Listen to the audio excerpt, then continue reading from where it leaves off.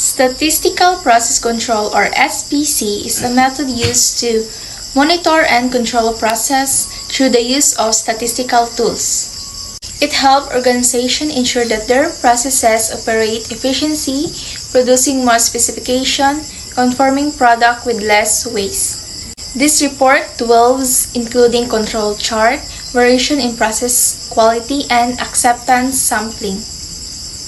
So, what is control chart? Control charts are graphical tools used to monitor the stability of process over time. They display data points in time order and include control limits that indicate the expected variation in the process. These are the types of control charts. These charts are used for quality characteristics that can be counted, such as the number of defective items. Common types include P-chart, used for monitoring the proportion of defective items in a sample, and NP-chart, used for monitoring the number of defective items in a fixed sample size. C-chart, used for monitoring the count of defects per unit. U-chart, used for monitoring the count of defects per unit when the sample size varies. So there are two types of variable control charts. These are subgroup data and individual data. First, subgroup data. X-bar chart tracks the average of subgroup measurements. R-chart monitors the range within subgroups. Second, individual data. I-chart plots individual measurements over time.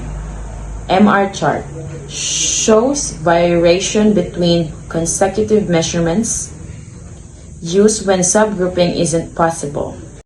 So I'm the next reporter. My topic, which is process control. Process control refers to the methods and techniques used to monitor and control a process to ensure it operates within specified limits. It involves the use of statistical tools to analyze process data and make it informed decisions to maintain quality. So there are 4 key components. First, control charts. These are graphical tools used to plot data over time and identify variations in the process.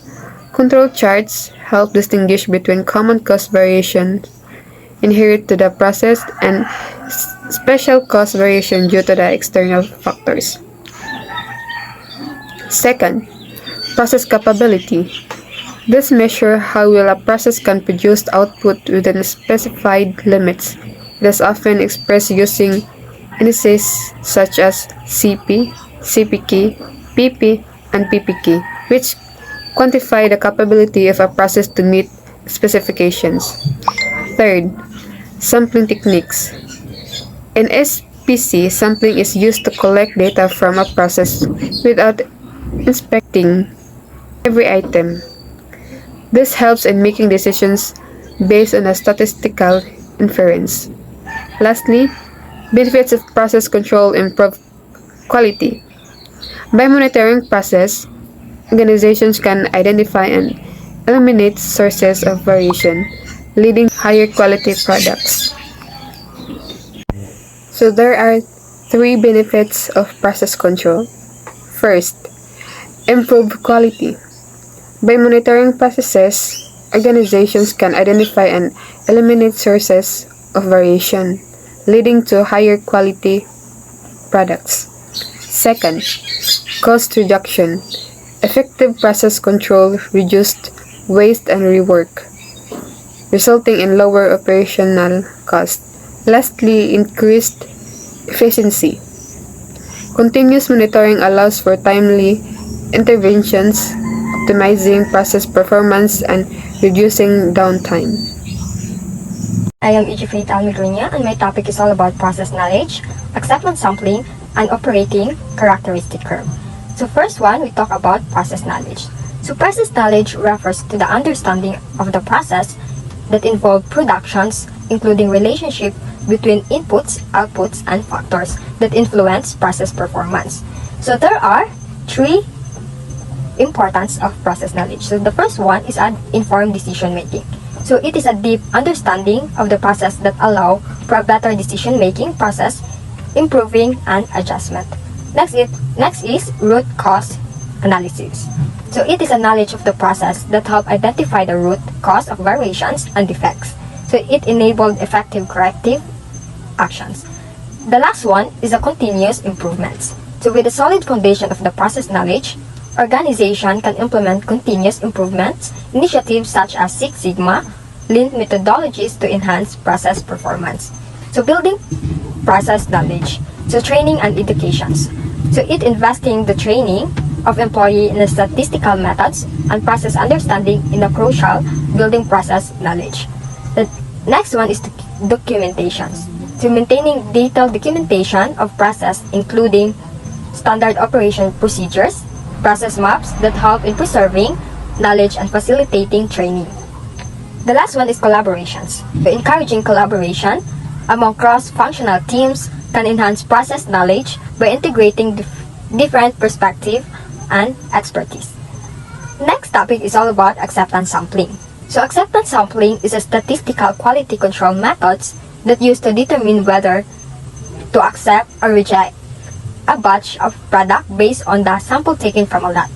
So the key components of acceptance sampling is, first one is a sample size. So sample size is ang number of items selected from a lot for inspections. Next is acceptance number.